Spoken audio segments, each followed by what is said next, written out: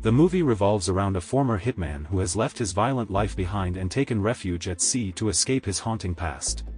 But fate has other plans for him, as his boat gets damaged, and he finds himself stranded at the Thousand Islands in Indonesia.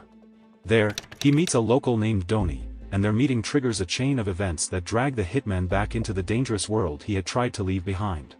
As the hitman struggles to confront his past, he becomes entangled with a gang of ruthless human traffickers, forcing him to confront the consequences of his actions.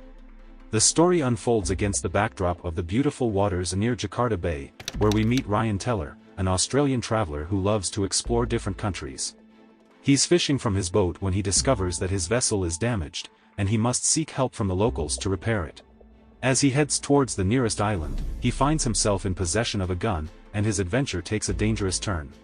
With the help of the local fishermen, he manages to obtain the necessary supplies. Ryan was stranded on the island and needed a mechanic to repair his ship. He asked a local man who pointed him in the right direction. Ryan searched the village streets until he found Epi, a mechanic who checked his spare parts but didn't have what he needed. Epi said he could fix the parts in 3 days, but Ryan didn't want to wait that long. So, he offered Epi 300,000 rupiah to fix it in 2 days, which Epi agreed to. While walking down the road, Ryan accidentally knocked over a little boy named Doni. Doni offered to be his guide and help him find what he needed on the island. At first, Ryan refused, but Doni was persistent and spoke fluent English, so Ryan eventually gave in. As Ryan walked through the alley, he stopped to buy canned food. Doni, who was with him, noticed that one of the cans was broken and protested to the seller. However, the seller didn't seem to care and Ryan was willing to buy it anyway. Nearby, a young mother and her daughter were begging the stall owner to let her owe money. But the stall owner refused, citing the woman's accumulated debt. It turned out that the young mother was Doni's mother, Genti. She had lost her husband in a sea accident and was struggling to make ends meet. When she saw Doni, she called him over and he told her about his job as a guide and porter for Ryan. Grateful for the job opportunity, Genti gave Doni 50,000 rupiah. Speaking in broken English, Genti thanked Ryan for hiring her son and offered to have him over for dinner. Ryan politely declined, and Genti reminded her son to be careful and not trust strangers too easily. With that, Genti asked permission to leave and told Doni to work carefully. As they loaded the goods onto the boat, Doni's pleading face made Ryan relent and allow him to come aboard. Curious, Doni started touching the items on the boat and asked Ryan what he did for a living. Ryan told him that he was retired. Later that afternoon, Ryan took Doni back to the mainland. As they parted ways, Doni once again invited Ryan to have dinner at his house, which was located at the end of the road in a wooden hut with a blue door. That evening, Ryan was eating his canned food when he decided to take Doni up on his offer and head to his house for dinner. Meanwhile, on a boat not far from Ryan's, a young woman was being dragged by a man. The boat belonged to Yanto, the leader of a local mafia syndicate involved in human trafficking. Their target was young girls from the islands around Jakarta, and Yanto ordered his men to find more victims to send to a man named Lee in Jakarta. At home, Doni couldn't wait to share his exciting news with his friends about meeting a foreigner named Ryan. But his friends didn't believe him until there was a knock on the door and Ryan showed up with a fresh catch from the sea. Doni was overjoyed to see that his story was true. As they waited for dinner to cook, Doni showed off his chickens to Ryan, who inquired about Doni's father. Doni sadly revealed that his father had passed away. Despite the somber moment, they enjoyed a simple meal together. As Ryan bid them farewell, he asked Doni to help him again the next day at the dock. As the morning sun rose over the Thousand Islands, a menacing group of men led by a local thug named Abel arrived on the island. The children trembled in fear as they knew the purpose of their visit was to take more girls. Meanwhile, Ryan was busy teaching Doni how to make arrows and catch fish in the sea. They proudly brought their catch back to Doni's mother, who was impressed with their skills. Genti, Doni's mother, extended a warm invitation to Ryan to stay for dinner, which he happily accepted before bidding them farewell. Ryan approached Epi, asking for spare parts for his ship that had just undergone repairs. However, he was disappointed with the work done and requested it to be fixed again, while compensating for the costs. This led to a bond between Ryan and Doni's family, where he frequently visited and engaged in activities with Doni, Dewey, and Genti, who couldn't help but steal glances at him. One day, Doni was heartbroken as his favorite chicken was killed by a stray dog. Ryan offered him advice, suggesting he either give up and let it go, or take action by killing the dog. Donnie refused to resort to such cruel measures and instead decided to build a better cage to keep his chickens safe. That fateful night, Ryan accompanied Donnie to guard his chickens from stray dogs, but they were not the only threat on the island. Yanto's gang terrorized the locals, taking any woman they wanted with no consequences. Young girls were kidnapped from their homes, and those who resisted were threatened or harassed. At the island market, Donnie helped Ryan sort through the goods he had purchased. When they didn't fit, Ryan asked Donnie to carry them home in his wooden cart. As Donnie eagerly pulled his cart, Abel and his thugs sped through the market, hitting Donnie and driving off. Ryan, furious, hurled a stone at the car's rearview mirror, prompting the thugs to stop and confront them. Undaunted, Ryan led the thugs to a quiet place and faced them calmly, despite their curses and brandishing of machetes. However, the situation quickly turned violent when the injured thug attacked Ryan, who retaliated with shocking brutality, ultimately killing the thug. Ryan sprang into action when he saw Donnie's injured body lying on the ground. While Abel cowardly hid in the car, Ryan rushed to Donnie's aid, his clothes becoming drenched in blood. Abel eventually emerged from the car and checked on his men, but they were already beyond help. Ryan knew he had to act fast and took Donnie to his home where Genty was waiting. He assured Genty that he would use his medical skills and equipment from his ship to save Donnie's life. Genty was amazed at Ryan's expertise in stitching up Donnie's wounds, but Ryan remained tight-lipped about his medical background. While tending to Donnie, Ryan learned about the menacing thugs who terrorized the island and victimized its people. Genty revealed that the thugs visited the market every month, where they extorted money and abducted young women. The islanders were too frightened to resist, and those who did were met with violent ends. Ryan realized that Genty and her children were in grave danger and offered to take them to a safe place. However, Genty refused to leave her home despite the danger. Abel rushed to report to his boss, Yanto, who was in the midst of torturing a girl who had tried to escape from their ship. He showed Yanto the photo he had taken of Ryan, which jogged Yanto's memory. He recalled that Lee had been searching for Ryan, and knew that he had to inform his boss immediately. Meanwhile, in a luxurious apartment in Jakarta, Lee appeared to be a successful property entrepreneur with numerous nightclubs and luxury hotels. However, Lee had a dark side. He was involved in drug trafficking and human trafficking, particularly for his nightclubs. As his men handed him a phone with a message from Yanto, Lee was stunned to see the photo of Ryan that Yanto had sent. Lee hurried back to his lavish home, retrieving a file from his stash of belongings that he had kept for a long time. He quickly opened his laptop and matched the photo of Ryan with the information he had on file. Realizing that he needed to act fast, Lee immediately made a call to hire a service to capture Ryan and bring him to him alive. Upon arriving at Donnie's house, Ryan unpacked his suitcase of location tracking devices and attached a watch to Donnie's wrist and a necklace to Dewey's. He explained to Genty that the devices would ensure their safety while he was away. He also gave Genty a piece of jewelry with a location tracking device and instructed her to stay put. If he didn't return within 2 hours, she should take her children to the green church at the pier. As Ryan made his way to the pier, he realized that he was being targeted by a sniper.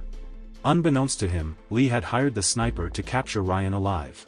However, Ryan was quick to pick up on the danger and sought refuge in the pier's equipment warehouse. It didn't take long for him to discover that he wasn't alone. There was someone else there. Ryan wasted no time in subduing the intruder and demanding to know who had sent him. Despite the intruder's fear, he refused to answer Ryan's questions, prompting Ryan to take drastic action and kill the intruder. Ryan Teller is a renowned and feared assassin, known as the messenger for his ability to deliver death wherever he goes. He has retired for almost a decade but is still being hunted by Yanto and his men, who want to kill him for taking out some of their own. Lee, a wealthy property entrepreneur with a dark side, scolds Yanto for underestimating Ryan's abilities and orders him to wait for help from Jakarta before making any moves. Lee himself has a vendetta against Ryan, who he believes killed his parents when he was a child. Meanwhile, Lee's girlfriend Taika tries to calm him down, but he is consumed by anger and grief. He inherited his parents' fortune and status as the only heir to a wealthy conglomerate after their brutal murder. But his men on the island are refusing to obey his orders to kill Ryan, forcing him to wait for reinforcements. Yanto, however, is impatient and decides to take matters into his own hands by targeting Ryan's loved ones. Lee is furious with Yanto's recklessness and curses him for putting their entire operation at risk. As Ryan wandered through the village on the island, he couldn't shake the feeling that someone was watching him. And he was right. A sniper had him in their sights. But Ryan was a seasoned pro and his instincts told him to seek cover in a nearby building.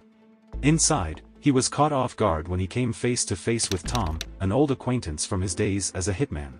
Tom had a gun pointed at him and apologized profusely, admitting that he needed the money and had been hired to take Ryan out.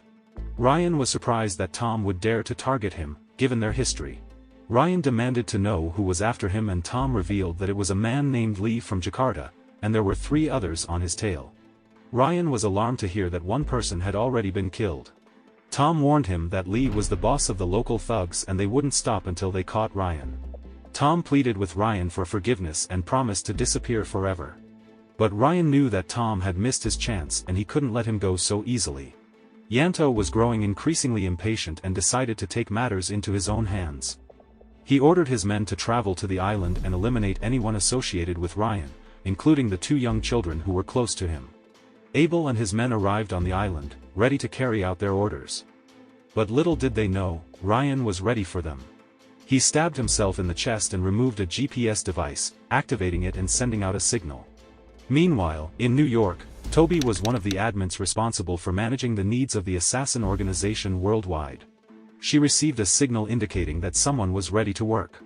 That someone was Ryan, also known as the Messenger, a legendary hitman who was once one of the most expensive in the business. Back on the island, Abel received a call from Yanto instructing him to kill the children and their mother. But the locals had already caught wind of the gang's presence and quickly retreated indoors, locking their doors. It was a long, horrifying night as the local thugs attempted to take on a seasoned professional killer. Yanto's men had been taken care of by Ryan, but he had made a grave mistake. In his haste to confront the enemy, he had forgotten about guarding Genti's house. Donnie and Dewey had disappeared, and Genti was badly injured. Ryan initially thought that she was dead, but he quickly realized that she was still alive and provided her with first aid. Suddenly, Ryan's phone rang. On the other end was a man claiming to be Lee, who demanded that Ryan come to Jakarta within the next 4 hours. If he failed to comply, Lee threatened to kill Donnie and Dewey. Ryan also tended to Genti with the help of some of the neighboring mothers, promising to retrieve her children and bring them back. Yanto was captain of a ship guarded by his men, but they were taken by surprise when a killer arrived on board. Yanto called his boss, Lee, for help, but Lee had warned him to be cautious, to no avail. Yanto sent one of his crew members, Abel, to deal with the situation, but he was still terrified and called for his boss again. However, the phone was abruptly hung up. In a fit of rage, Yanto ordered his men to arm themselves and called for Abel to take out the killer, Ryan. Meanwhile, Ryan had entered a room where several women were being held captive. Despite their fear of him, Ryan gave them each a gun to defend themselves if anyone else entered the room.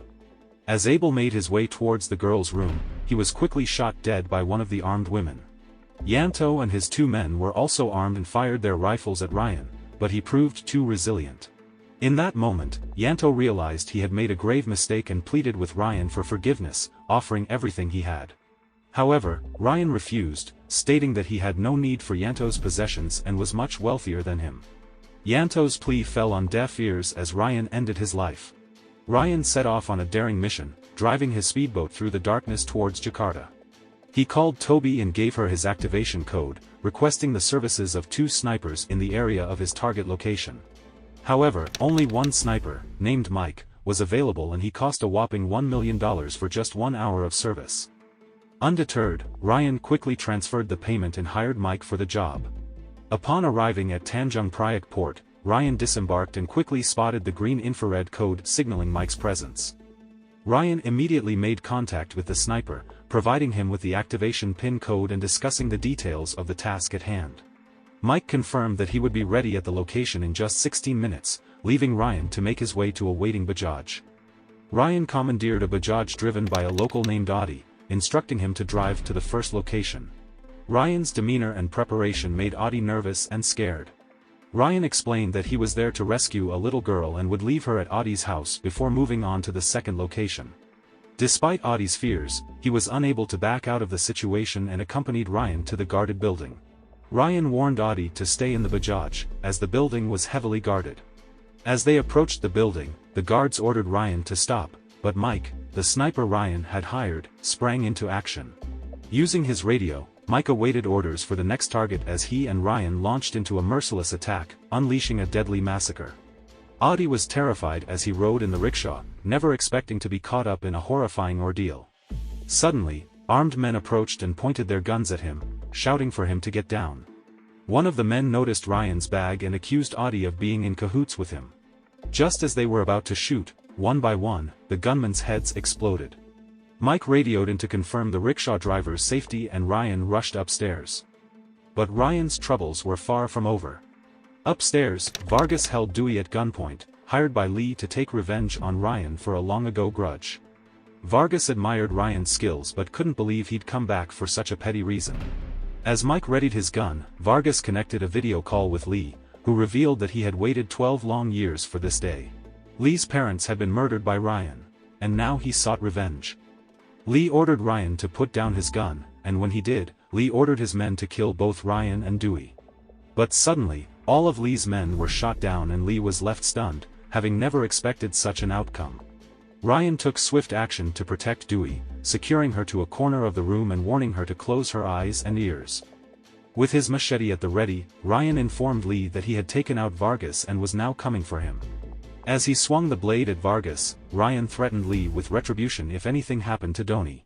But despite the gravity of the situation, Lee remained fixated on his grudge against Ryan and ordered his men to prepare for a final showdown. After the chaotic events, Bajaj drove Ryan and Audie back to Audie's house under the cover of darkness. Ryan planned to return later that night to retrieve Dewey. Meanwhile, Audie's wife helped secure Dewey and tended to Ryan's injuries. Urging them to hurry, Ryan checked his phone and quickly tracked Donnie's GPS location. Mike strolls in calmly after Toby informs him that he has successfully received the funds from Ryan and has a new client waiting for him in Rome.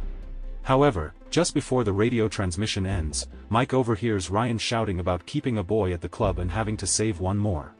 With an hour left before his flight, Mike decides to take matters into his own hands and head to the Red Club to help Ryan.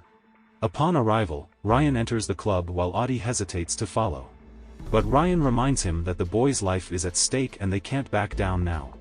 Audie, despite being scared, decides to help and poses as a wealthy man, distributing all the dollar bills given by Ryan to the security guards.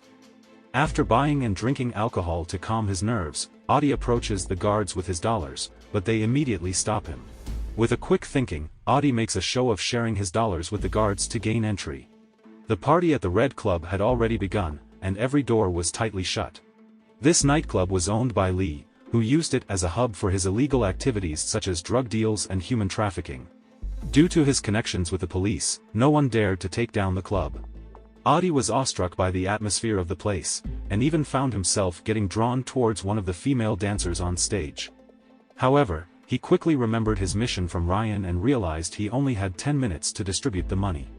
So, he started acting like a boss and began giving out dollar bills to every security guard he met. Suddenly, he witnessed a young woman being forced to drink by a man, and he knew he had to act fast. Audie became a hero as he intervened and rescued the girl, handing the man a dollar bill to make him stop. But things quickly took a dangerous turn when the thugs realized that the money they were receiving was a paper bomb triggered by Ryan. With a gun in hand, Ryan positioned himself at the door, ready to take on Lee's men. The explosion caused chaos, and the visitors broke the doors in a frenzy to escape. Some people were hurt in the blast, but Ryan managed to enter the club. The battle raged on as Lee's men unleashed a barrage of machine gun fire on Ryan and Mike, who were fighting back with all their might. Mike's voice could be heard over the radio, coordinating the positions of Lee's men to give Ryan the upper hand. Together, Ryan and Mike managed to take down all of Lee's men in the room, leaving none alive. Mike signaled that he was leaving and headed out, while Ryan made his way down to the room below. Lee was starting to panic as all his men's radios in the room above went silent. When Ryan reached the lower level, he was met with a fourth hitman named Jack. Despite the odds stacked against him, Ryan was able to turn the situation around and kill Jack. However, as Ryan carelessly made his way towards Lee, he got shot. Lee took advantage of the opportunity and beat Ryan mercilessly. He was shocked to see this legendary man lying helpless before him, and didn't think it would be this easy to overpower him. As he aimed his gun, Lee hesitated. Killing Ryan right then and there would be too easy. Instead, he grabbed a sword hanging on the wall and stabbed Ryan with it. The sword was the same one Ryan had used to kill Lee's parents, leaving Ryan speechless and haunted by his past. Lee then claimed ownership of Donnie and Dewey, stating they would serve him for life. But as Lee swung his sword, Donnie woke up from his daze and shot Lee with an arrow. Ryan seized the opportunity to convince Lee to let go of his vendetta and asked Donnie to close his eyes. Lee died with his revenge unfulfilled, and Donnie helped Ryan escape. Audie emerged from the bathroom to find Lee's men dead and the police arriving. He hastily left the scene, shaken by the experience. A week later, while sleeping in his Bajaj, Audie felt a jolt, thinking a passenger had climbed in. He woke up to find nobody there but a small black suitcase. After finding a photo with numbers written on it, Audie unlocked the suitcase to find a large stack of dollar bills and a picture of Ryan with the family he had saved. Overjoyed, Audie searched for Ryan but couldn't find him.